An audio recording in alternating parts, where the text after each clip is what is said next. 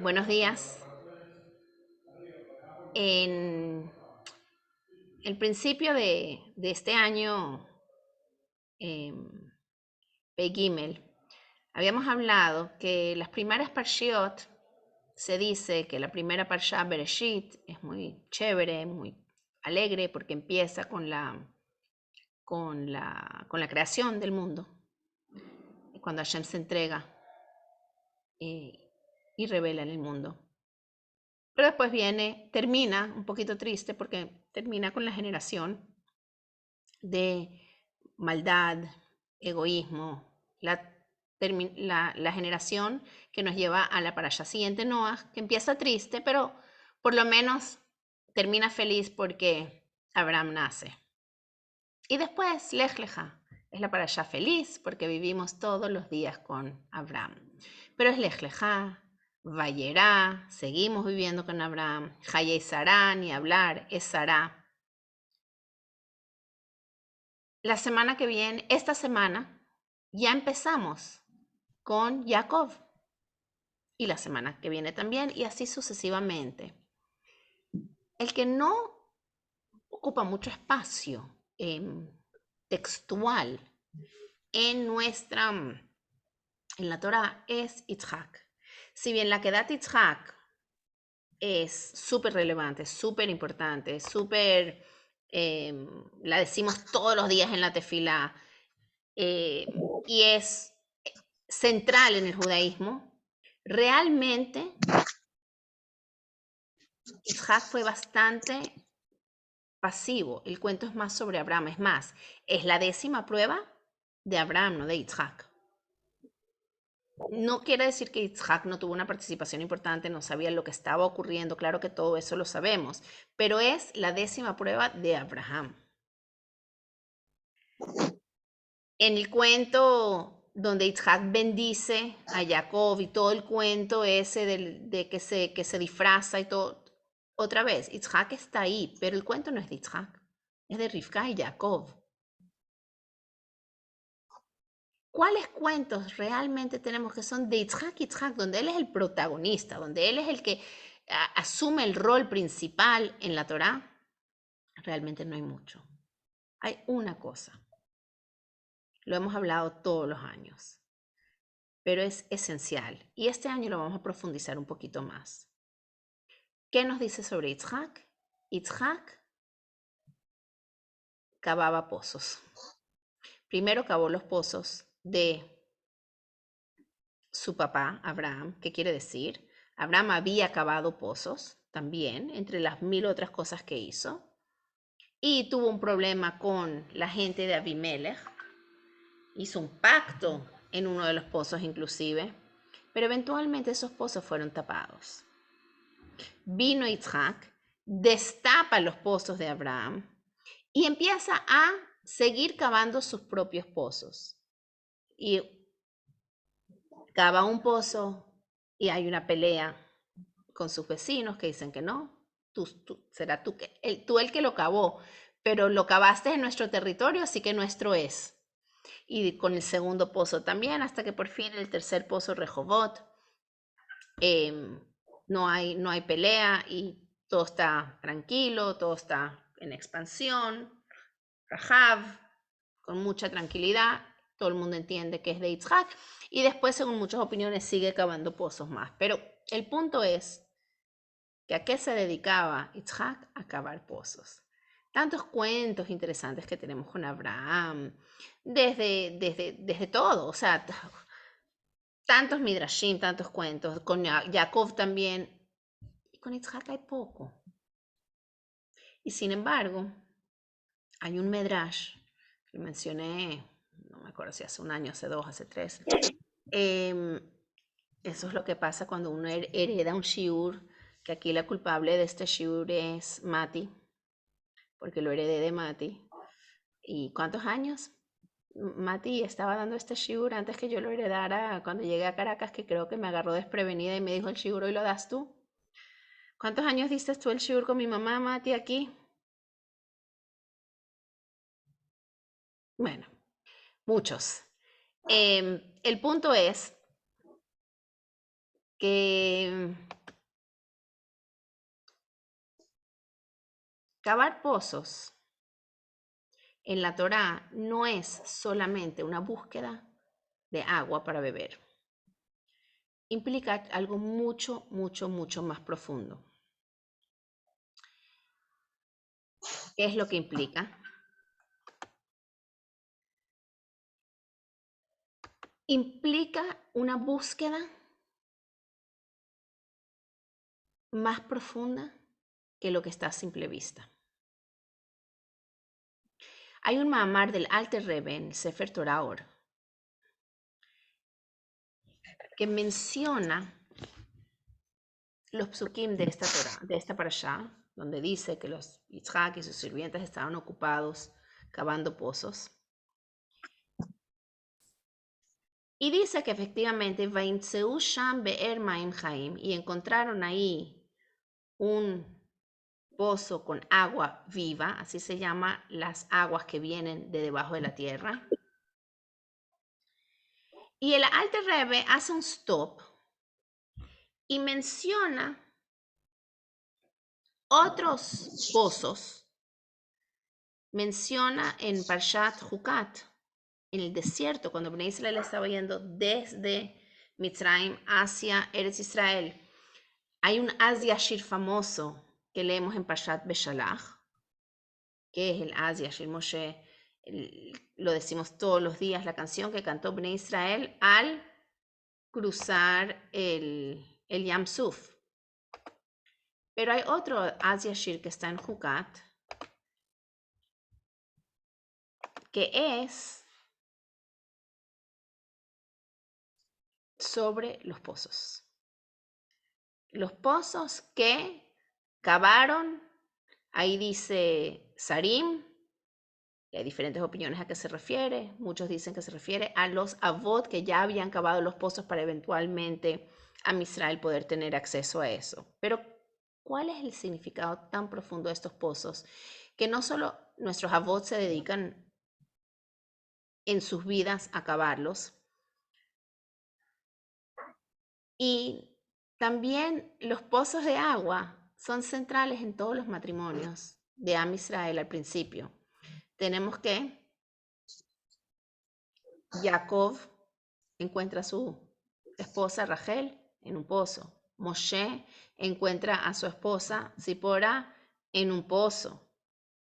O sea, by the way, Yitzhak también encuentra a su esposa, no él, pero Eliezer en un pozo.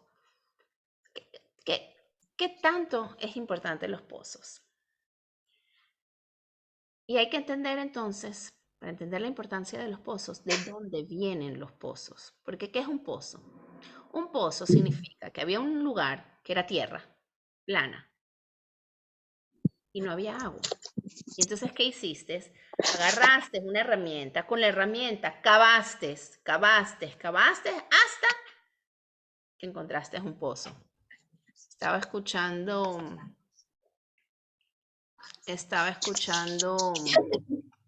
un shiur el otro día de Jacobson, y justo estaba comentando que fue a un shaliach, no me acuerdo quién, y fue a la mikve de ese lugar, porque antes de rezar fue a la mikve. Y le dijo al rabino de ahí, se siente que esta mikve tiene algo especial, es diferente. Y el rabino le dijo, sí, no sabes, empezamos a cavar para construir una mikve. Y vamos a construir una mikve como la construye todo el mundo. Y vamos a hacer un pozo, y vamos a llenar ese pozo de agua de lluvia, y al lado encima íbamos a poner otro pozo que iba a ser la mikve donde la gente se sumerge. Entonces, cuando estábamos cavando para hacer esta construcción, que íbamos a después ponerle la tubería de agua de lluvia que iba a llenar ese pozo, resulta que cavamos y salió agua. Salió agua de la tierra. Ya no teníamos que buscar ese proceso de traer aguas de lluvia porque encontramos un pozo, Maim Haim, un pozo de agua viviente. Pero ¿de dónde vienen estos pozos? ¿De dónde vienen estas aguas subterráneas? Entonces la Torá nos dice algo muy interesante. El principio de la Torá en Parshat Bereshit dice lo siguiente. Dice, cuando habla de la creación de Adán y Javá, interrumpe la creación y nos habla de Venahar Yotze Me'eden. Y de Eden hay un río que sale.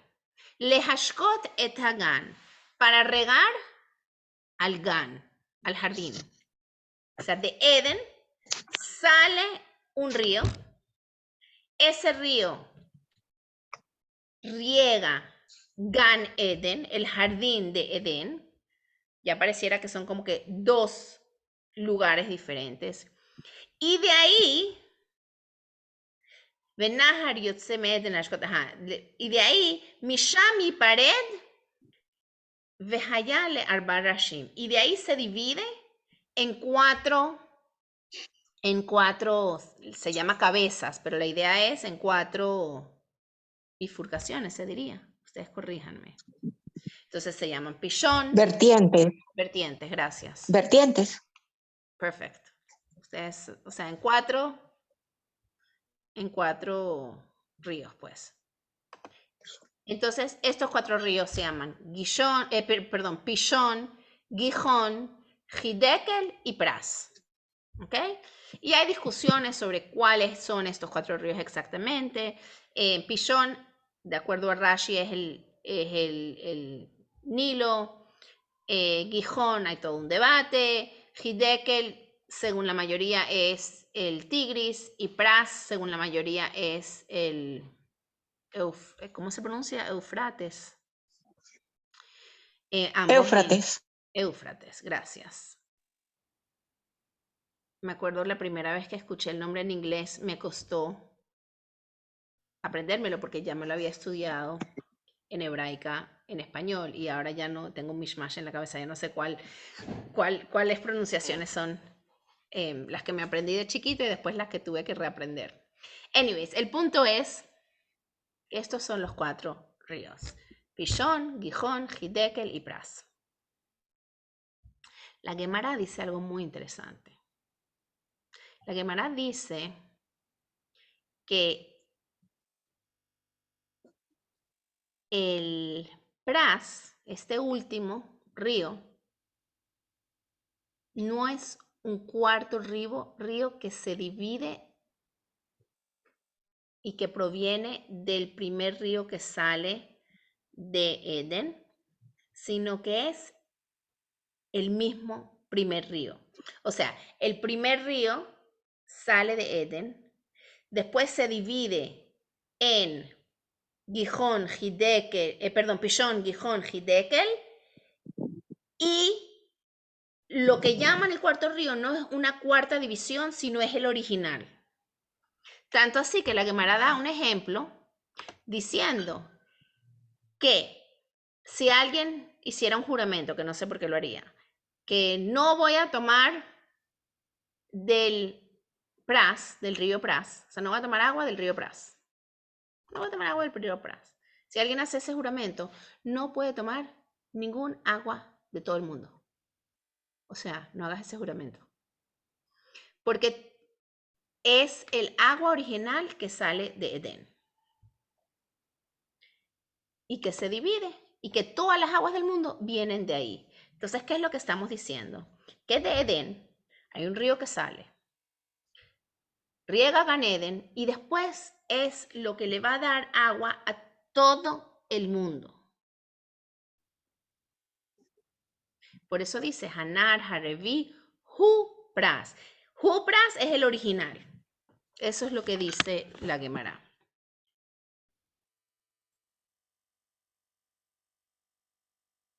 Quiere decir que todas las aguas del mundo vienen, según la Torá, de ese río que sale de Edén. Y la Gemara utiliza la palabra que las aguas escalan desde Pras, desde lo subterráneo de Pras, hacia arriba. Y de ahí es que nosotros encontramos aguas. Entonces, originalmente es un río que entra dentro de la tierra. Una vez que entra dentro de la tierra, cuando yo cavo por ahí un pozo, me encuentro con esas aguas, las levanto y ahí se llaman Maim Haim. Ahí se llaman pozos. Ahora, halágicamente en la Torah hay diferencias importantes entre ríos y pozos para muchas cosas. El río es muy importante, es lo que hace que fluya de punto A a punto B y lleva el agua, pero el Maim Haim tiene un nivel espiritual superior al río, el que viene de abajo. Ups, están tratando de entrar y no estoy pendiente. ¿Por qué? ¿Por qué tienen connotaciones halágicas diferentes y por qué pareciera que el Maim Haim es más potente cuando debería ser lo contrario, debería ser menos potente? Es un resultado de, es una consecuencia de, sale del río. ¿Me entienden la pregunta? El Alter Rebbe hace esa pregunta. Dice, hay que entender cuál es la ventaja del Be'er Maim Haim. Y para entenderlo, vamos a entender qué es Eden, qué es Gan Eden, qué son estos ríos y qué son estas aguas. Y en pocas palabras, lo que quiere decir es, vamos al nivel espiritual de lo que representan cada uno de estos, más allá de su composición física. Eden es la fuente de todo, de donde sale todo. Y obviamente representa Atzmut Hashem, porque Atzmut Hashem es la fuente de todo. Aunque físicamente cuando nosotros estudiamos el mundo sabemos que no hay arriba y abajo, porque el mundo es una esfera. Y entonces si yo creo que estoy arriba porque estoy aquí, la persona que está aquí también cree que está arriba y la persona que está aquí también cree que está aquí. Entonces no hay arriba y abajo. Sin embargo, según la Torá, de alguna manera sí hay un arriba y abajo. Sí hay un lugar central y más importante, y es espiritualmente Israel. Israel es el arriba de todo. Y Gan Eden es el arriba de todo. Escuché un mashal que me costó mucho entender, pero se los voy a lanzar. Todavía no sé si lo he terminado de entender. Y no lo había escrito en ninguna parte, pero lo escuché de Rabbi Paltiel, que me pareció algo interesante para profundizar. Que el ser humano también se considera Olam Katán, un pequeño mundo. Y dice, cuando el ser humano antes de nacer está en el vientre de su madre, también está como una esfera. Y no hay arriba y abajo. Solo cuando sale en su nacimiento es que con el tiempo, porque ni siquiera inmediatamente, va subiendo la cabeza y ubicando espacialmente los diferentes espacios físicos del cuerpo. Y no todo el tiempo. Nos acostamos a dormir y la cabeza no necesariamente está arriba, etc. No solo físicamente, sino cuántas veces en la vida estás despierta, estás parada, pero la cabeza no es lo que está dominando y no es lo que está arriba. Te está dirigiendo corazón, tentaciones, etc. ¿Ok? Pero el punto es que Eden representa con Atzmut Hashem, que es Gan Eden. Gan en hebreo tiene la gematria de 53. Y 53 son exactamente la cantidad de porciones que tenemos en la Torah, Parshiot, la Torah. Obviamente no es casual. El Gan Eden también se puede referir como Pardes HaTorah. ¿Se acuerdan que muchas veces hemos hablado de que cuando las Jajamim discutían Torah, muchas veces decían que estaban en Pardes HaTorah? Pardes en hebreo es el jardín de la Torá. ¿Por qué el jardín de la Torá? Porque estaban en Gan Eden. Gan Eden es el lugar donde hay discusiones, hay ese esfuerzo intelectual y emocional, porque el intelecto frío solo no sirve, hay que incluir la emoción y la pasión en tu estudio para conectarte con Hashem a un nivel de profundo intento de entendimiento. No voy a decir entendimiento porque nunca terminamos de entender, pero profundo intento de entendimiento como el que estamos tratando de hacer ahorita mismo, por ejemplo. Eso es Gan Eden. Gan Eden representa el esfuerzo, la bondad del estudio de la Torá, y también hay que entender que para lograr ese estudio hay una bodá. ¿Cuál es la bodá? La bodá que nos es un prerequisito, que es una introducción, que es lo que nos permite realmente lograr el entendimiento, es precisamente Avodat Tefilá. Entonces Gan Eden representa el lugar donde uno se conecta con Hashem a través de ese esfuerzo, de esa avodá llamada Tefilá y Torah. Y eso nos lleva a todas las aguas del resto del mundo. Entonces vamos a hablar 2 minutos. Creo que la semana pasada empezamos a hablar un poquito de la Shema, ¿verdad? Y de Bechol Levavja, Bechol Nafsheja, Bechol Meodeja. Fue en este espacio, ¿correcto? Ya tengo un mishmash de cuando dije qué, pero creo que fue en este espacio.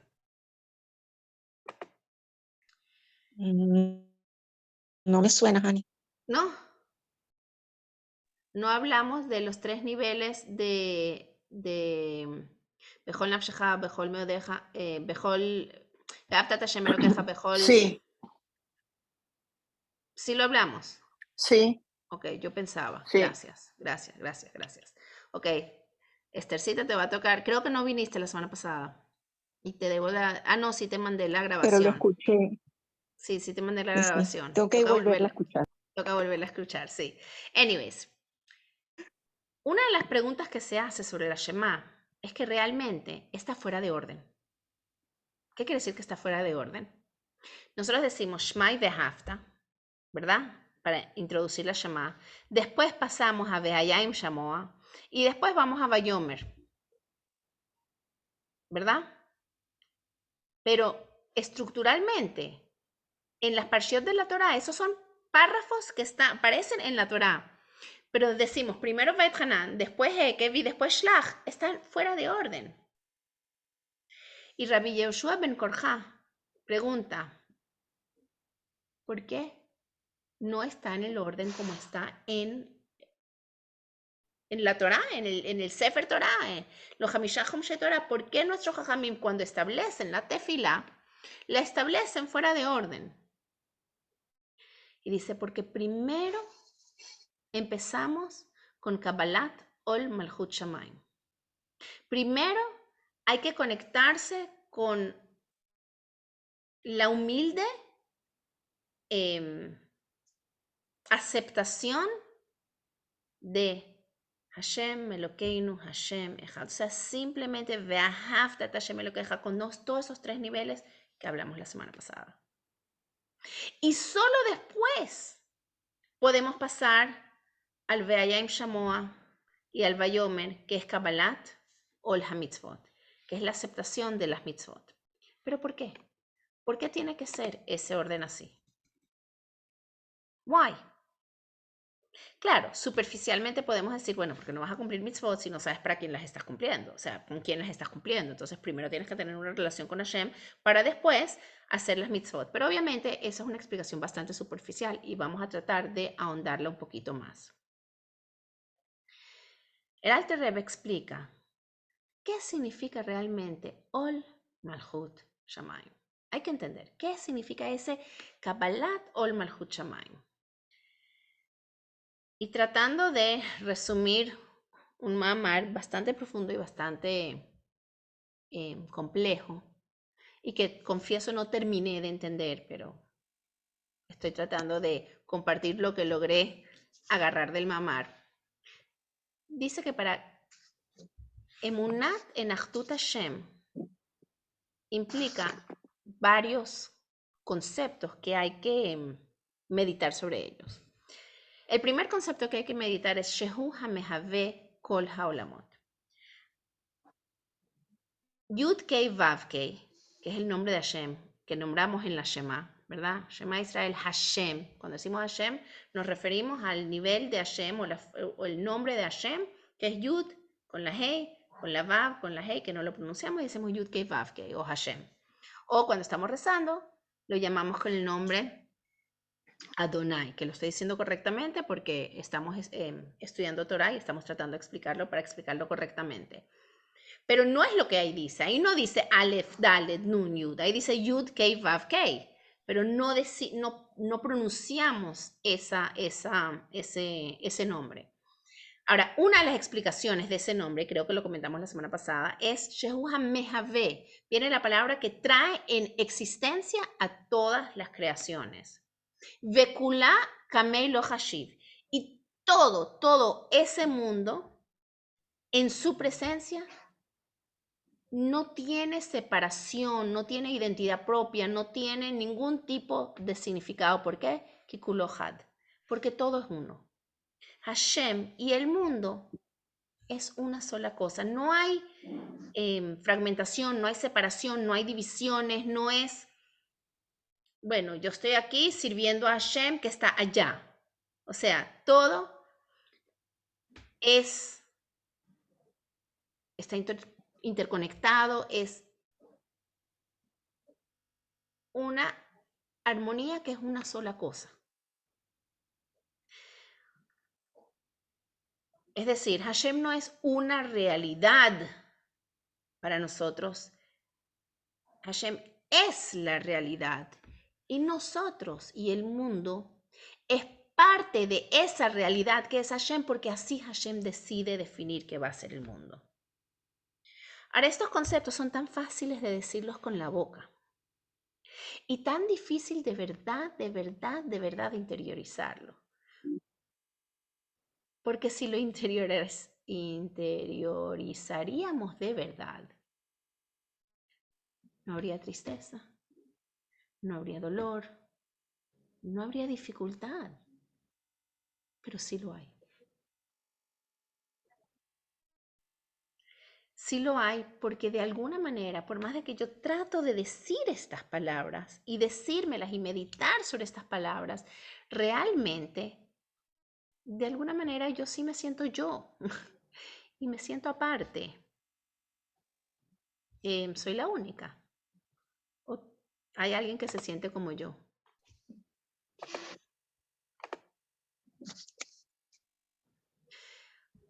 Yo creo que todas las que están aquí pueden decir, yo sí entiendo y sí puedo decir las palabras de que Hashem es la única realidad, todo eso lo podemos decir. ¿De verdad lo siento? ¿O son palabras? ¿Y cómo hago para que esas palabras cada vez sean menos palabras y sean cada vez más una realidad? Avodah Shebalev. ¿Ok? Avodah Shebalev significa que cuando me siento a decir esa Shema, cuando me siento a decir esa tefilá, no estoy solo. Dice,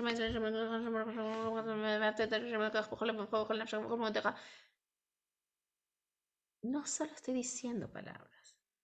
Estoy tratando de demeritar, internalizar, más allá de mi mente, de verdad tratar de sentir a Hashem como la única realidad y que yo soy parte de esa realidad. Y que el que está al lado también es parte de esa realidad.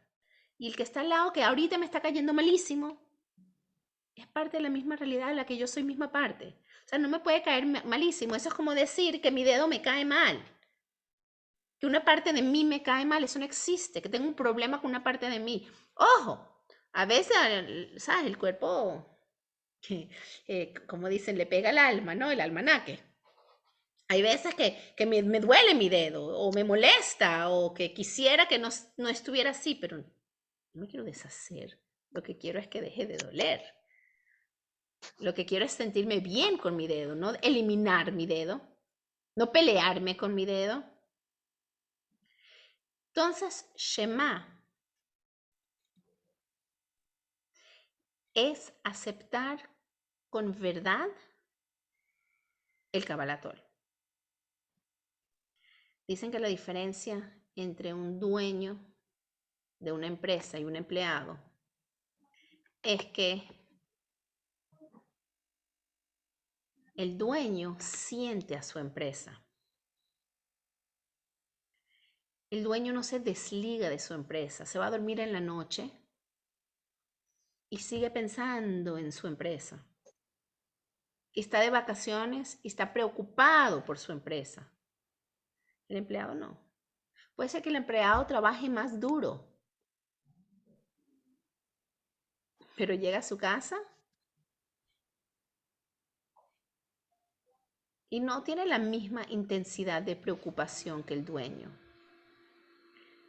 En esta empresa de la vida, nosotros podemos ser empleados de Hashem, que lo servimos,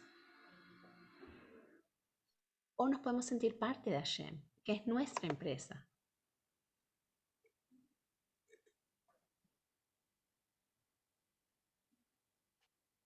Entonces, Shema es una meditación que empieza desde la shin del ruido del universo, porque eso es lo que representa el ruido, y te lleva a la mem, que es el silencio, ¿ok? ¿Qué? ¿Alguien hizo una pregunta? No, no sé por qué sentí un ruido. Y es Hashem, Elokeinu, Hashem. 3 veces. Hashem es mío y es Hashem. ¿Están entendiendo? Hashem completo, lo vuelvo mío y yo me vuelvo parte de ese Hashem. Y eso es Ejad. Y eso es lo que tratamos de hacer en la Shema, conectarnos con ese nivel. Cuando logro conectarme con ese nivel, mientras más me logro conectar con ese nivel, más logro reducir todo lo que es fragmentación, ansiedad, estrés, preocupación, dificultad, tristeza, separación, desilusión, porque me estoy conectando con que yo sé que este mundo es un helem, estoy clara que ese Ain que representa las 70 naciones, que representa las 70 circunstancias de mi alrededor, de las 7 midot, con los 10, con las 10 sefirot, todas involucradas en el ruido de ese mundo, sé que es un helem. Sé que simplemente está escondiendo a Hashem y que en el centro está Hashem, Elokeinu, Hashem, Ejad. Ahora, ¿qué dice la halajá? Cuando terminas de rezar, dice así: Mebet Hakneset lebet midrash.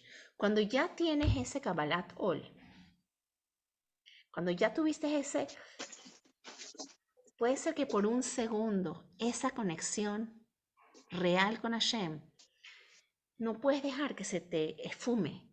Tienes que adentrarla en el estudio de la Torá, Be'iyun. ¿Saben lo que es Be'iyun? En las yeshivot hay 2 formas de estudio que se hacen simultáneamente. Hay horas de estudio que es cover ground. Vamos a leer, vamos a ver cuánto logramos avanzar superficialmente. Es muy importante. Hay que tener una idea general, superficial de toda la Torah. Entonces uno pasa horas avanzando, trucking, como se dice en inglés. Pero después se hace un stop y después se hace estudio Be'iyun. ¿Qué es Be'iyun? A profundidad. Me puedo quedar parada en una letra 3 semanas. En un pasuk, un día. Van conmigo, porque agarro poquito a poco y voy adentrándome, profundizando, analizando, interiorizando, y tienen que estar las dos simultáneas. Pero después de la Shema, después de la Tefilá, dice que uno tiene que ir a estudiar Torah Be'iyun. ¿Por qué? Porque solo en ese momento vamos a lograr encontrar el Ahdut. En la Torah es la sabiduría de Hashem puesta de una forma que yo puedo entender, cada vez puedo entender más, y es ilimitado y interminable lo que puedo entender, pero no dejo de entender lo que puedo entender ahora, y voy adentrándome y voy descubriendo el Ahdut de Hashem en esta Torah. Y esto es Nahar Yotze Me Eden Lehashkot et Hagan. Yo estoy en Gan Eden, en Torah, en Tefilá. ¿Y con qué me estoy conectando? Con ese Nahar, con ese río que me lleva al Etzem, que me lleva al Eden, que me lleva al centro. Ese Nahar es la Hamshachá, es la, ¿cómo se dice? El drawing, ¿cómo se dice? El jalar, tiene que haber una mejor palabra. Alguien tradúzcame Hamshachá, ¿cómo se dice drawing? Drawing down. Jalar no me gusta, pero no se me ocurre una mejor palabra. Bueno, me entendieron, ¿verdad? Sí. Entonces, cuando jalamos de arriba, irrigamos la Torá con profundidad. Profundidad es Beal Peh, con Hasidut, profundizando, profundizando. Y después, ¿qué pasa? Salimos al mundo. Vamos a hacer supermercado, limpiar la casa, trabajar en una fábrica, lidiar con todo lo que tenemos que lidiar con el mundo. ¿Qué nos pasa en ese momento? Si somos honestas, muy rápidamente se nos esfuma esa conexión que logramos cuando estábamos rezando y cuando estábamos estudiando. Porque el mundo nos jala hacia la fragmentación, hacia la división, hacia la tierra con todo su significado de terrenal, de tierra como algo sucio, divisible, que totalmente nos hace olvidarnos de ese Ahdut que quizás por un segundo logramos en la tefilá. ¿Qué hacemos? ¿Qué hacemos para que no nos separemos de eso que logramos en Gan Eden? Porque nuestro propósito no es quedarnos en Gan Eden. Hashem nos puso en el mundo para trabajar la tierra. Para eso nos puso en el mundo. Pero perdemos la perspectiva, perdemos la claridad y empezamos otra vez con el estrés, con la ansiedad, con que tengo que, oh my God. Y entonces aquí el Alter Rebbe nos dice, todo es cuestión de perspectiva. En este mundo terrenal en el que estás, Hashem nos da la oportunidad de cumplir mitzvot. ¿Qué son las mitzvot? Son acciones físicas. Es agarrar la ropa que me dio mi amiga y dársela a la otra persona que puede ser que lo necesite. Es agarrar un dinero y dárselo a alguien que lo necesite. Es comprarle un tzitzit y ponérselo a mi hijo. Es prender una vela de Shabbat. Es preparar una comida y estar pendiente del kashrut y de todos los detalles, etc. O sea, son un montón de cosas físicas que son nuestro día a día. Y que la mayor parte de las veces, si somos honestas, no tenemos grandes cabanotes espirituales de cuando estamos haciendo estas mitzvot. ¿Por qué? Porque en el fondo la mitzvah no necesita kavaná para ser una mitzvah, algo que nos conecta con Hashem. Pero, ¿por qué? ¿Por qué no lo necesita? Sí, estoy separada. Entonces, ok, prendí la vela. Incluso dije la brajá, pero, ajá, ¿y de verdad me siento conectada con Hashem? Maybe you do, la mayor parte de las veces. I don't. Yo no. Entonces aquí es donde el Alter Rebbe nos dice algo muy importante. Y nos dice que eso es la tierra. Eso es el Nahar que baja, que baja, que baja, que baja y está subterráneo. Subterráneo significa que no se ve, que no se siente, que si tengo sed no veo el agua, no veo la conexión con Hashem, no la veo. Pero cada mitzvah que hacemos es esa pala de lograr encontrar el agua que está profundamente adentro. Y surge algo muy importante. El agua de un río puede ser muy rica, pero mucho más fresca es el agua que cabe desde adentro y uno piensa, that doesn't make sense. Pasó por mucha más tierra, muchas más rocas, mucha más sucio. No debería estar más fresca, debería estar peor, pero la realidad es que está más fresca. Y eso es porque es una consecuencia que está en sintonía con cómo es el mundo espiritual. El hecho que me entré en lo terrenal, el hecho que me siento distante de Hashem, me da la oportunidad a lograr una conexión con Hashem más Haim, más fuerte, más intensa, más fresca, porque precisamente viene del reto de las rocas y las piedras.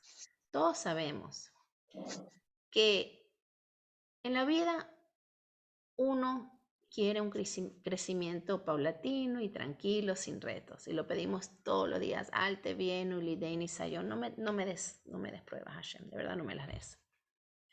Pero también somos conscientes de que los retos que hemos tenido en nuestras vidas nos han empujado a un crecimiento mayor al que hubiéramos tenido si no hubiéramos tenido ese reto. Y por eso, estas cavaciones, no sé si esa palabra existe, pero me entienden, son tan importantes. Son tan importantes porque nos ayudan a accesar a partes de nosotros a los que no hubiéramos llegado por nuestra cuenta si nos hubiéramos quedado en lo que se llama Daled Amot Shel Torah. Si no hubiéramos salido al mundo, no hubiéramos tenido acceso a estos retos que nos ayudan a crecer. Entonces, Rivka va al ver y llena su cad, ¿verdad? ¿Qué es el cad? El recipiente que ella llena de agua, pero cad son los 24 libros de Tanaj. Conclusión a lo que estoy tratando de llegar. Si queremos conectarnos con Hashem cuando nos sentimos desconectados, hay un orden diario. Empieza tu día con la tefilá, pero no con una tefilá donde estás diciendo solamente las palabras. La tefilá, a diferencia de todas las otras mitzvot, sí necesita kavaná, porque es avodat hatefilá, es un esfuerzo. ¿Y cuál es la kavaná? Obviamente hay que saber la traducción, Perusha Milim, etc., pero hay una kavaná central. Que si tengo esta, tengo mi kavaná en la tefilá. ¿Y cuál es? Estoy conectándome con Hashem.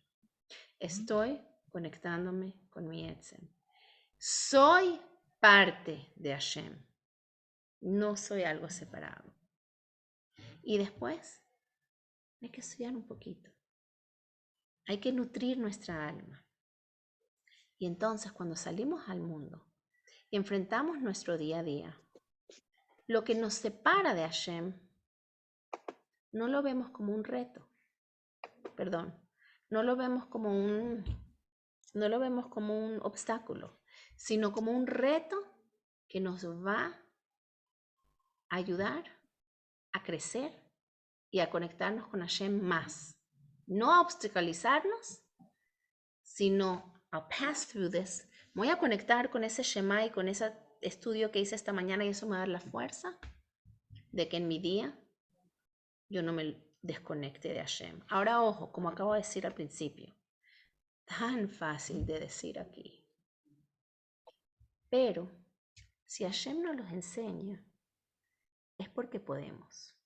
Quizás no las 24 horas al día, quizás ni siquiera 1 hora al día, quizás ni siquiera 1 minuto del día, quizás por 1 segundo del día, pero ese segundo vale oro.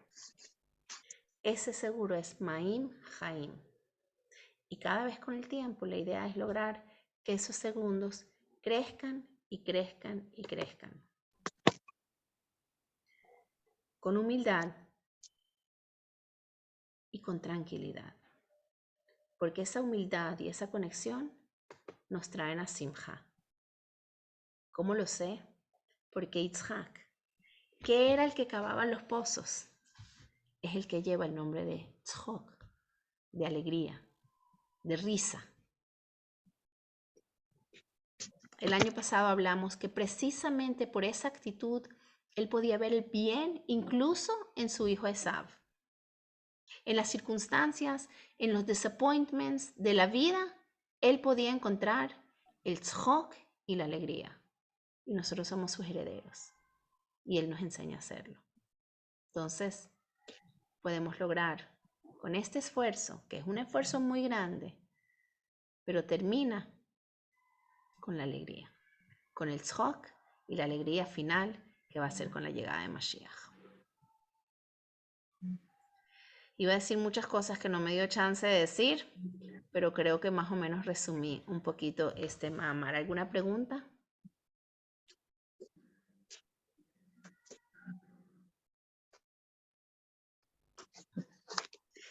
Si no hay preguntas, voy a stop the recording.